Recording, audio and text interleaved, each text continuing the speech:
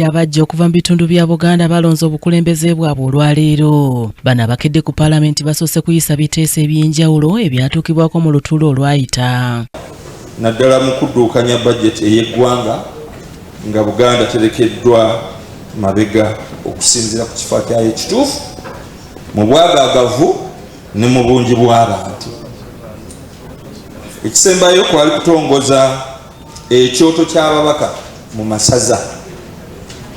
Mu masaza gaffe twalowooza nti kijja kubeera kya muzinzi singa ababaka bakyaliragana mu bibiina byabwe eby'enjawulo naye mu masaza gaabwe ag'enjawulo okusobola okutunuulira ebirowoozo ebivaayo. Mu kulonda ssentebe wa Kabondo wasoosewo okukubagana empawa nga abamu naddala ab'ekibiina ki Nuupu tebaagala kino kibeerewo olunaku lwa leero, ng'era kino kiwaliriza abadde akubiriza enteekateeka eno Lulume Bayiga abadde akiikirira ekitundu kya Buyikwe South mu Paalamenti ey'e11 okuyimiriza olutuula n'abawa omukisa okwegeyaamu n'okuvaayo n'amannya g'abavuganya. Ekuli nti olw'okuba n'obukulembeze wa Paalamenti tebunnaba kulondebwa tuwali kitupapya na kututwala sipiidi ya girigiri okulonda leero ng'ate ffemu kennyini tukyaliwo n'obudde tukyabulina obw'okulonda. Tusobola okulonda leero ne leero bwe tuba tukkiriziganyiza tusobola kubanga nga Buganda kiyinza okuba ekizibu okuddamu okuŋŋaanya abantu abatudde wano okufuna olukiiko nga buli omu alubadde. Gye bikidde ng'akalulu tekakubiddwa olw'okuba nga babadde tebeetegese. Ketutanyumiddwa tukakaanyeeko kagende mu maaso naye nze nga kyendowooza ekintu kya FL kirungi ate nammwe nga bwe mwegizaawo mujje twetabike abatudde eno kirulutadde wakati awalira n'emirembe ekintu waggulu sikkaanya na kutandika kuleeta mannya ng'ebintu ebimu tetunnaba kubikkaanyaako. Ekisooka twetaagawo akakiiko akagenda okukuliramu okutulondesa.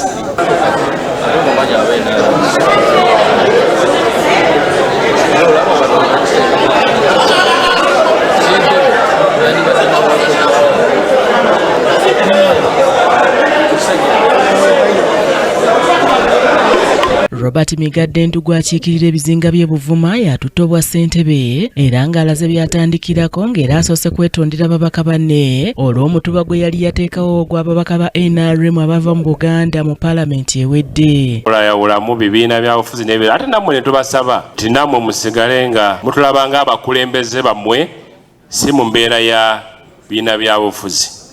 Eyinza okubaayo oloose be tusobezza mu buweereza bwaffe naye ebyo nabyo teri kitakyayo. Kino nakyo kikoze eki kiwedde tutandika obulamu obuki.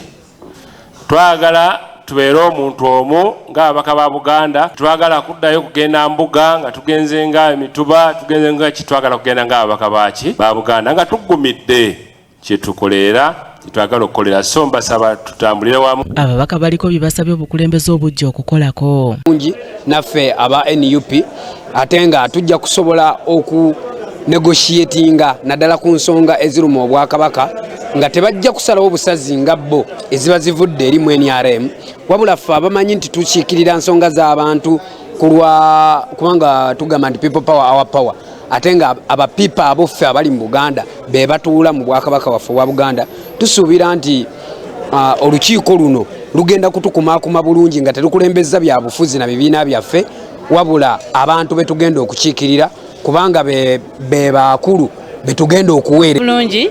Kulonda kubadde kwa mirembe kubaddemu okukkaanya naye ng'omutwe omukulu gubadde gwa akakiiko akabaddewo handing over oba okutubuulira biki bye badde bakubaganyako bye bateeka ku mmeeza ngaffe ababaka ba Buganda naffe abazze mu 12th Parliament tusobole okuba nga tubiggusa. So ensonga tugenda zikwasa n'amaanyi era tugenda byongera okubiteesaako n'okubanga naffe nga Buganda tufunamu mu gavumenti yaffe era mu ggwanga lyaffe. Abantu omwenda bali bannaffe olw'okuba batusingako obungi aba NRM be baleese abantu bataano ffe ne tuleeta bana.